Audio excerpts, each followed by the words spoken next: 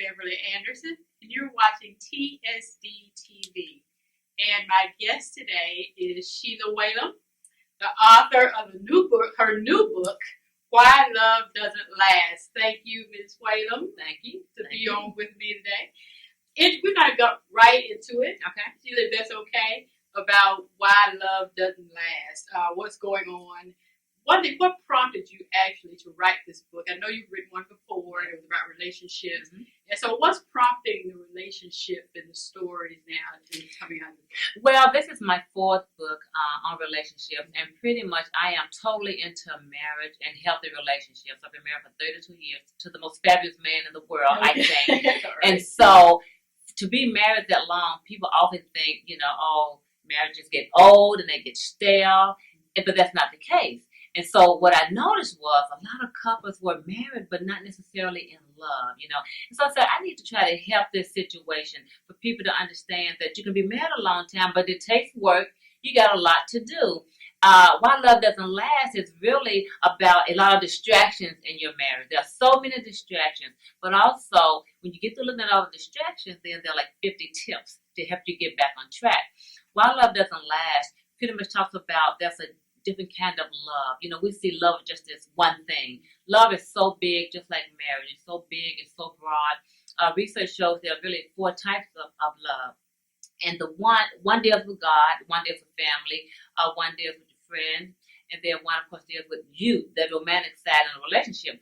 Well, that romantic love is the one that women in particular want to keep at all times. They don't want to go anywhere, whether in a relationship or a marriage relationship or whatever.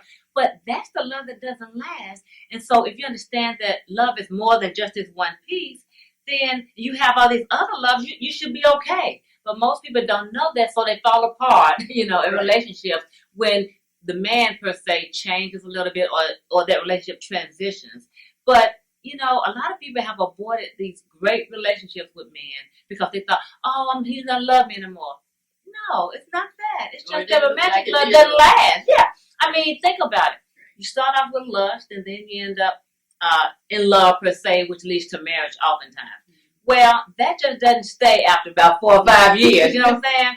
And so I'm just trying to let people know that it doesn't last, but it's okay if it doesn't last. You got to find something else to do. As a woman in particular, just find something else to do. And I think that's a good point.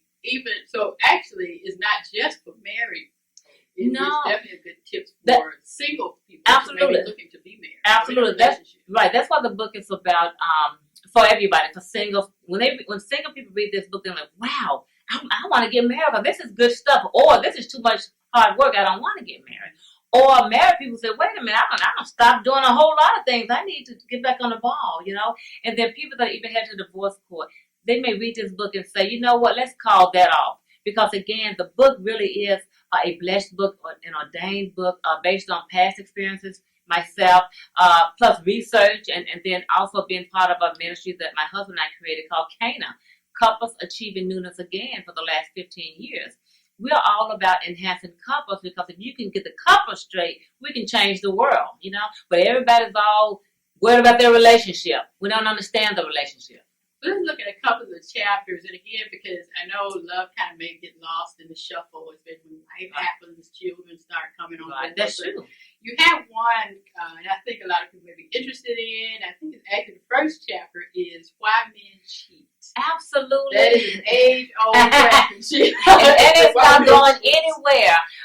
My book in 2011 was entitled The Stimulus Package, Why Men Cheat. And actually I did a lot of research on that as well because the divorce rate was so high, 50% of people getting divorced. And the other 50% was because they were marital affairs, you know what I'm saying?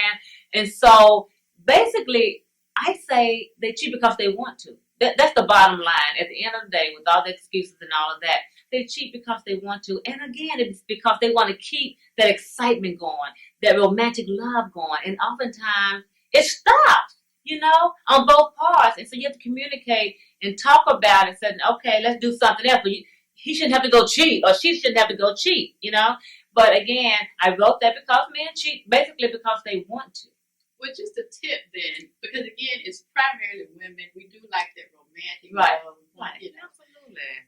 What can you tell women then to say, girl, keep it up or remember this because 10 years in, we probably don't look like we did. Right. So, and I've mentioned that in the book too. Yeah. You cheated, but why?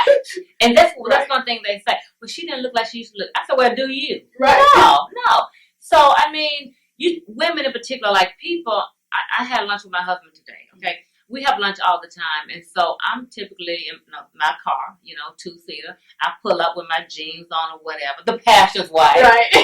But I look like the girlfriend, Right. which I love, and my husband loves that, So I'm saying for a woman to not lose herself, yeah, you married, that's wonderful, but men are totally different.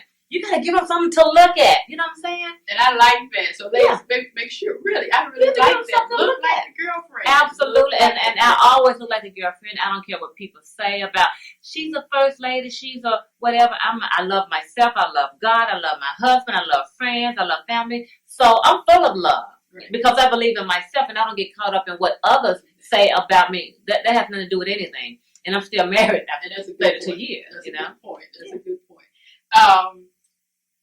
I hear, a line, I'm sure you've heard it too. Well, we just took a break. Even if it's in marriage or we dating, well, let's just take a break, Yeah. I'm not sure if he's asking for the break and she's going along with it, what have you, but what do you think about that? If couples take a break, how do you think that affects their relationship? That's definitely a no-no. And I have a chapter now on separation. Mm-hmm. When we need to separate, we've been together 10 or 15 years. Things are not like they used to be. Let's separate.